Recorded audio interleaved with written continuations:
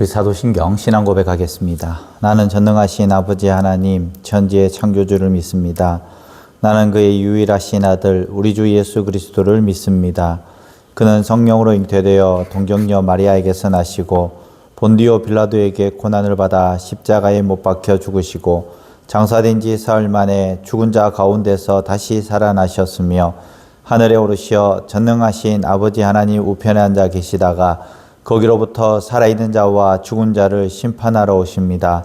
나는 성령을 믿으며 거룩한 공교회와 성도의 교제와 죄를 용서받는 것과 몸의 부활과 영생을 믿습니다. 아멘. 이 시간 찬송가 455장 찬양하겠습니다. 주님의 마음을 본받는 자 455장입니다.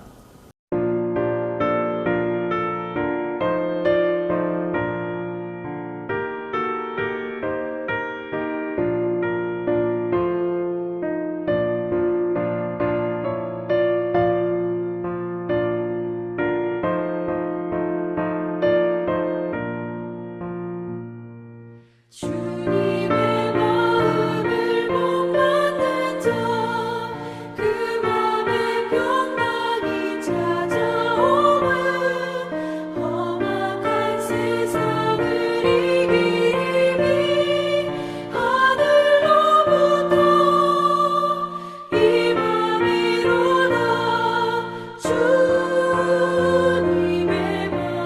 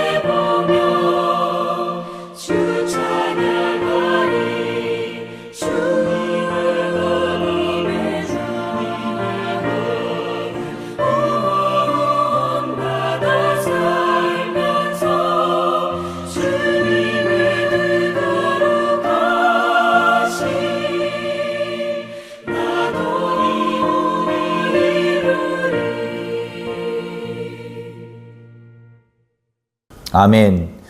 이 시간 함께 볼 하나님 말씀 시편 82편 1절에서 8절까지 말씀입니다. 시편 82편 1절에서 8절까지 말씀 제가 봉독하겠습니다. 하나님은 신들의 모임 가운데에 서시며 하나님은 그들 가운데 재판하시느니라.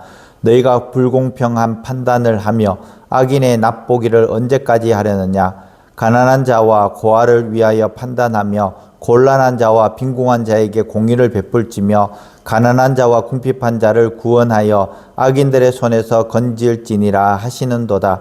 그들은 알지도 못하고 깨닫지도 못하여 흑암 중에 왕래하니 땅의 모든 터가 흔들리도다. 내가 말하기를 너희는 신들이며 다 지존자의 아들들이라 하였으나 그러나 너희는 사람처럼 죽으며 고관에 하나같이 넘어지리로다. 하나님이여 일어나사 세상을 심판하소서. 모든 나라가 주의 소유이기 때문이니이다. 아멘. 아파트 단지에 이 엘리베이터가 고장이 났습니다. 높지 않는 엘리베이터기 때문에 아파트 단지였기 때문에 조금 불편했지만은 사람들은 아무 소리 하지 않고 걸어 다녔습니다. 시간이 지났습니다. 그런데 어느 날 휠체어를 타신 어르신이 1층 로비에 한참 기다리고 있다가 엘리베이터가 고장났기 때문에 그대로 돌아가는 모습을 보았습니다. 그때서야 주민들의 마음이 크게 움직였습니다. 이것은 조금 불편한 문제가 아니라 사람을 막는 문제구나. 관리사무소에 이야기를 했습니다. 관리사무소에서 매번 이야기를 합니다. 수리 요청을 넣어두었습니다. 자재가 없다는데요. 업체가 너무 바빠서 후순위로 밀렸습니다. 시간이 계속 지나도 바뀌는 것은 없었습니다. 결국 몇몇 주민이 나섰습니다. 단지 게시판에 이런 여차여차의 내용을 이야기를 하면서 또 정식 민원을 구청에 넣었습니다. 그리고 수리 일정과 책임자를 명확히 하도록 요구를 했습니다. 큰 소리로 항의한다고 되는 일이 아닙니다. 책임 있는 사람이 결정을 내리면 되는 일이었던 것이죠. 누군가는 내가 이걸 맡아야 되겠다 하고 나서서 약한 사람들의 피해를 보지 않도록 행동을 해야 하는 것입니다. 그런데 어떤 일을 그냥 두고 방치하면 항상 힘없는 사람이 먼저 상처를 받고 또 계속해서 손해를 보는 것이죠. 시편 82편은 바로 이런 상황에서 울리는 하나님의 음성이라는 것입니다. 하나님은 공의가 무너지는 자리를 그대로 내버려 두지 않으신다라고 말씀하고 있습니다. 그러면서 권한을 가진 사람에게 오늘 묻습니다. 너희가 어느 때까지 불의하게 재판하며 악인의 낯을 들겠느냐. 우리 기독교인들의 신뢰도가 19%라고 이번에 결과가 나왔습니다. 얼마나 부끄러운 일입니까?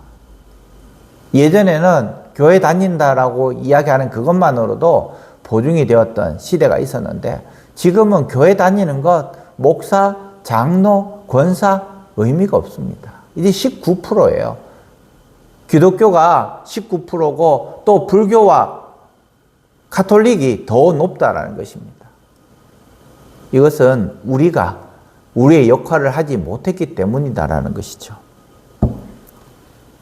1절, 2절 말씀에 보면은 1절입니다. 하나님은 신들의 모임 가운데서 서시며 하나님은 그들 가운데서 재판하신다. 하나님이 세상의 재판과 권력 구조를 그냥 현실로 보지 않으신다라는 것입니다. 하나님은 권력자, 또 지도자, 판단하는 사람들을 불러 세우시겠다라는 것입니다.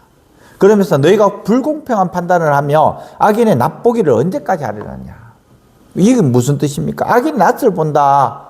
이 말은 무엇입니까? 너희가 왜 공정하지 못하게 판단하면서 힘 있는 악한 사람의 편을 들어주느냐. 교회가 보수 이야기를 하지만은 교회는 보수보다는 기득권에 가깝습니다. 그렇기 때문에 기득권을 내려놓지 못하고 있는 것이 현실입니다. 힘 있는 악한 사람의 편에 서 있을 때가 많이 있었다라는 것입니다. 공의가 무너지면 약한 사람들은 설 데가 없습니다. 그래서 매우 구체적으로 3절, 4절 말씀에 이야기하는데요. 가난한 자와 고아를 위하여 판단하며 곤란한 자와 빈궁한 자에게 공의를 베풀지며 가난한 자와 궁핍한 자를 구원하여 악인들의 손에서 건져내어라. 성경의 공의는 중립이 아닙니다. 약한 자가 억울함을 당하지 않는 것, 실제로 건져내는 것, 이것이 공의라는 거예요. 우리는 중립만을 생각합니다. 벌써 추가 많이 기울어져 있는데 중립만을 생각한들, 약한 사람은 계속해서 약하게 되는 것이고, 또 손해보는 사람은 계속해서 손해가 되는 것이고, 강한 사람은 계속해서 강하게 되는 것이고, 그래서 이득을 더 취할 수 있다는 것입니다. 그들은 알지 못하고 깨닫지도 못하고 혹은 땅의 모든 터가 흔들리도다. 불의가 계속되면 결국은 사회의 기초가 무너진다는 것입니다. 하나님은 책임자들에게 너희는 신들이고 다 지존재 아들이라고 말씀하고 있습니다. 우리에게 그만큼 많은 것을 요구하고 계신다라는 거예요. 우리나라가 왜 이렇게 흔들리고 왜 이렇게 반목하고 있습니까? 교회에서조차도 반목하고 있어요. 너무 안타까운 현실입니다. 하나님의 나라를 위해서 함께 힘을 합쳐도 부족한 이 판에 동서간 진보 보수가 교회가 나눠져 있다는 겁니다. 그러니까 세상 사람들이 얼마나 손가락질합니까? 너무 부끄러운 사실입니다. 하나님이 원하시는 것은 강한 자 편이 아니라 약한 자를 살리는 공의, 약한 자를 살리는 중립이 필요하다는 것이죠. 무게추가 많이 기울어져 있으며 무게추를 정확하게 해서 거기서부터 중립을 지켜야 하는 것입니다. 사랑하는 성도 여러분, 엘리베이터가 고장은 모두가 불편하였지만 가장 먼저 무너진 사람은 휠체어를 탄 그 어르신이었다는 것입니다. 불의와 방치는 늘 약한 이들에게 먼저 상처를 남깁니다. 교회도 마찬가지입니다. 그리스도인이라면 좀 더 손해보는 일을 해야 되고 좀 더 손해보더라도 그 사람들을 위해서 우리는 살아가야 하는 것입니다. 기독교가 왜 그렇게 손가락질 받느냐? 교회가 교회 일을 하지 못하고 예수 그리스도의 말씀처럼 약한 사람, 고아와 과부와 또 나그네들을 대접하지 못했기 때문에 바로 그렇게 손가락질 받고 있는 것입니다. 교회 내에서도 서로 험담하고 당짓고 교단 내에서도 서로 당짓고 너무너무 부끄러운 일입니다. 하나님께서 원하시는 것, 예수 그리스도께서 피로 값주고 사신 그 이유가 아닐 것입니다. 시편 82편에서 하나님은 그럴 수도 있지 하고 넘어가지 않습니다. 반드시 어느 순간에 교회를 향해서 화를 내실 때가 있다는 것입니다. 그래서 오늘 우리는 결단해야 됩니다. 내 자리에서 악인의 낯을 들이는 편리한 선택이 아니라 가난한 자와 궁핍한 자를 세우는 하나님의 공의를 선택해야 한다는 것입니다. 가정에서, 교회에서, 또 직장에서 말로만이 아니라 실제적으로 약한 자를 보호하고 세우는 행동을 해야 한다는 것입니다. 그때 하나님께서 기뻐하시는 참된 예배자로 우리를 세워주실 줄 믿습니다. 기도하겠습니다. 공의로우신 하나님, 시편 82편 말씀에서 우리의 눈을 열어 주시옵소서. 우리가 무심히 지나친 불의와 편한 쪽에 서서 악인의 낯을 들었던 태도를 회개합니다. 주님, 가난한 자와 고아와 또 약한 자, 궁핍한 자를 외면하지 않게 하시고 그들의 억울함을 보고 듣고 실제로 돕는 믿음이 되게 하여 주시옵소서. 가정과 일터와 교회 안에서 공의와 자비가 흐르게 하시고 말뿐만 아니라 행동으로 약한 자를 보호하게 하여 주시옵소서. 지도자들에게는 정직과 두려움을 주시고 권한을 책임으로 감당하게 하시고 우리 모두가 주 앞에서 겸손히 서게 하여 주시옵소서.